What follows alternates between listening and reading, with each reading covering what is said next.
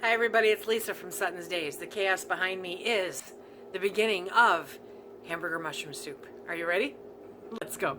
Okay, I will be sure to put my ingredients list in the description box below as normal, but I'm going to kind of wing through this here. I am using 4 packages of the wash sliced mushroom. They're button mushrooms, you know, and those come out to 8 ounces, so 32 ounces of mushrooms. And we're going to cook those up, just lightly oiled pan. Whoops. Lightly oiled pan. And we're going to render those down a little bit. If you would like to, if you don't have canned ground beef, I'm going to use my canned ground beef, you guys. If you don't have that, you're going to want 2 pounds of ground beef, and you're going to want to cook that down also.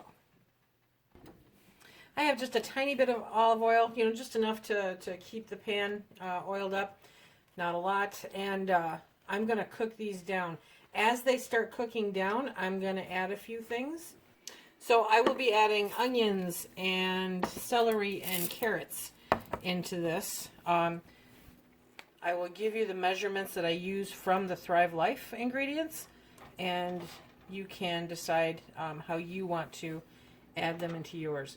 My intent with this is to keep it low carb and keto friendly, so keep that in mind. You can adjust to whatever your eating choices are. Okay, I'll be back when these get cooking down. Okay, if you love mushrooms the way that I love mushrooms, your mouth is watering like mine is right now. They are so good. So I've cooked these down a little bit. I added about, I want to say, 1/8 of a cup of olive oil to the pan. So we want to make sure to include that in our macros if you're doing macros. Okay. Now I'm going to add the Thrive Life chopped onions, an eighth of a cup. So we're not talking about a whole bunch. Just enough to make the flavor amazing. And then I'm adding 1/8 of a cup of the Thrive Life dehydrated carrots, because they're nice and diced, and gosh, I can't tell you how good that onion and mushroom smells. And it's going to add just a little color and stuff, okay? And then we're going to add about a cup of the Thrive Life freeze-dried celery, because I just think celery needs to be in soup. So see, this is going to be nice and pretty here. Okay, now we are going to move over to my beloved brand new toy, my Instapot. We'll be right back. Okay, so first I'm going to turn the Instapot onto soup, and we're going to start adding ingredients. Oh, so first we're going to add the mushrooms and the celery and the onions. We're going to dump those right in there with all that flavor and goodness. Smells so good, you guys. Okay. And next, we're going to crack open a couple jars of the beef. And these are from November of 16. I love it. Okay.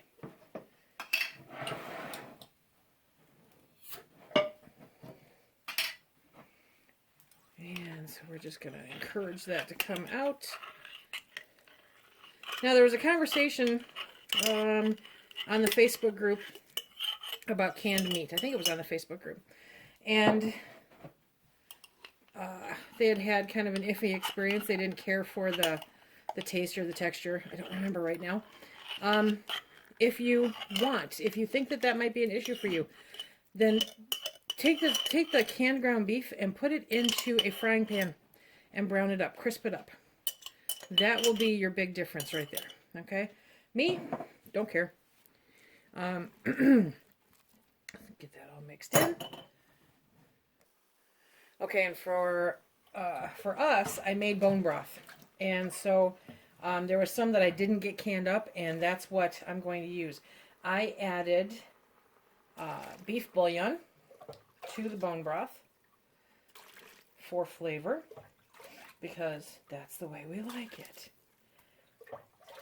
So do that at your, at your discretion, okay?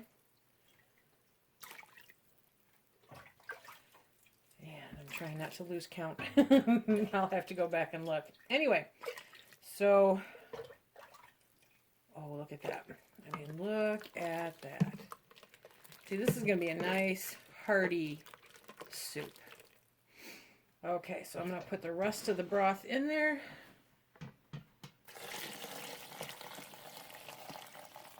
There we go.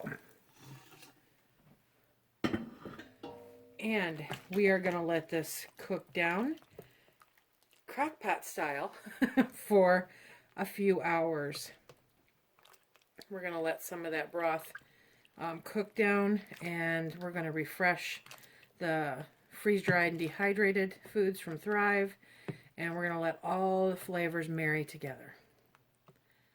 So we will be back in a couple hours.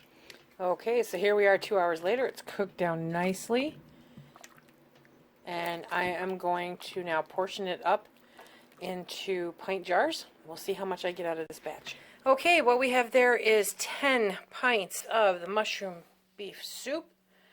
And the reason there's only 10 is because, well, 1 pint already had a bowl for Phil for lunch. Okay, I'm going to can these up and put them on the shelf and have them ready for lunches for the next couple weeks.